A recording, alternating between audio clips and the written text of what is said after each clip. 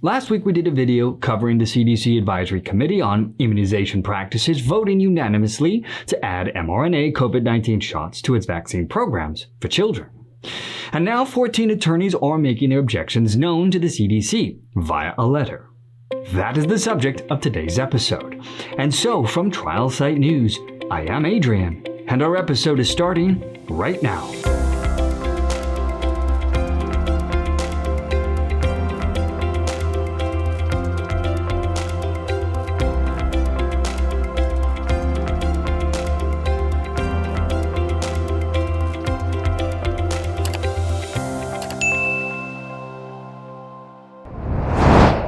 So last week, we posted a video here discussing the CDC Advisory Committee on Immunization Practices, or the ACIP, voting unanimously to add the mRNA COVID-19 shots to its vaccine programs for children.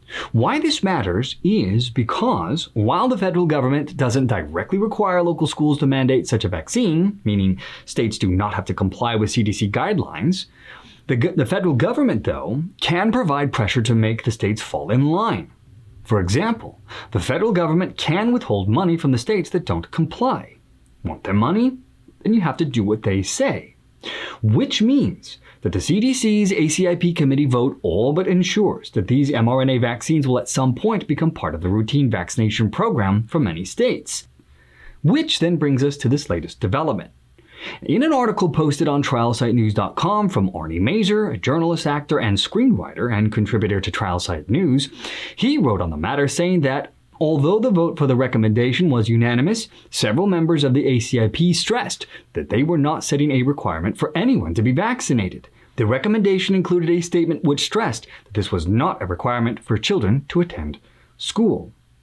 In fact, Dr. Nirav Shah, an ACIP member and director of Maine's Center for Disease Control and Prevention, addressed this concern by saying that, quote, adding the COVID-19 vaccine to the recommended childhood immunization schedule does not constitute a requirement that any child receive the vaccine. However, despite this, as Arnie points out in his article, a series of legal moves by state attorney generals to rebuff this is now underway. Which then brings us to Kansas Attorney General and other attorney generals objecting to the CDC vaccine guidance.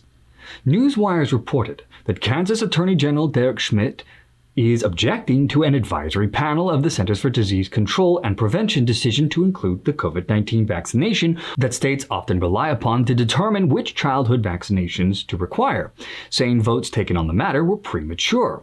He is joined with 13 other attorney generals in objecting to the ACIP recommendation to include the COVID-19 vaccine as an add-on to the recommended vaccine schedules. The states included in this are Louisiana, Missouri, Alabama, Montana, Arizona, Oklahoma, Florida, South Carolina, Indiana, Texas, Kansas, and Utah. Now, in the letter, it says that your decision is unnecessary and subjects children to retaliation for the parent or guardian's decision to decline this vaccination.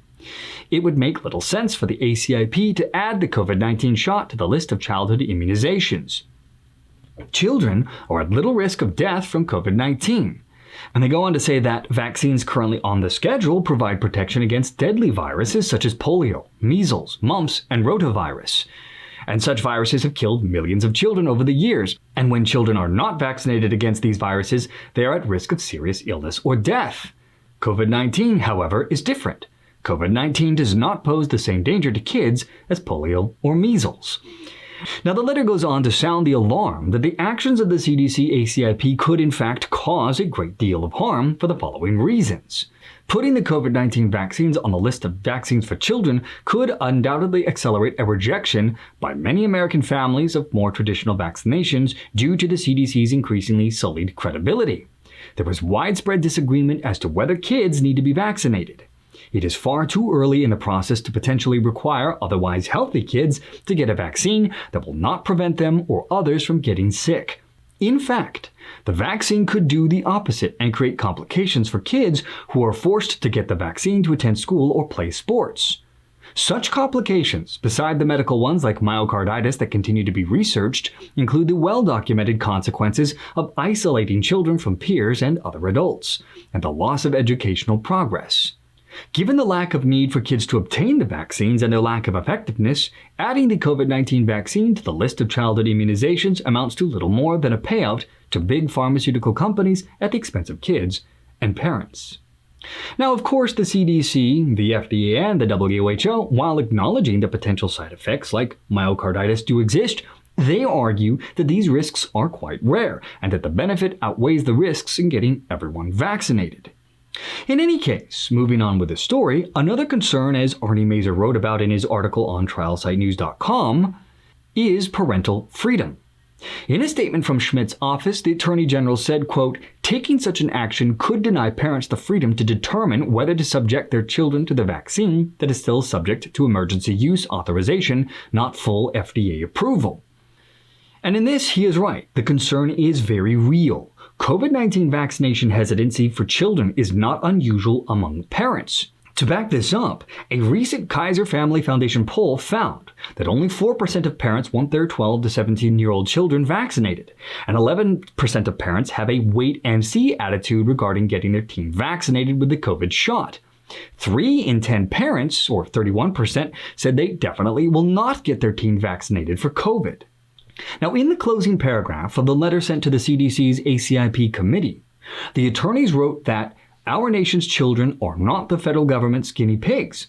As a country that failed so many children over the last couple of years, we owe it to them and their parents to take a responsible path forward. The ACIP should reject considerations of adding the COVID-19 vaccine to the list of childhood immunities and the VFC.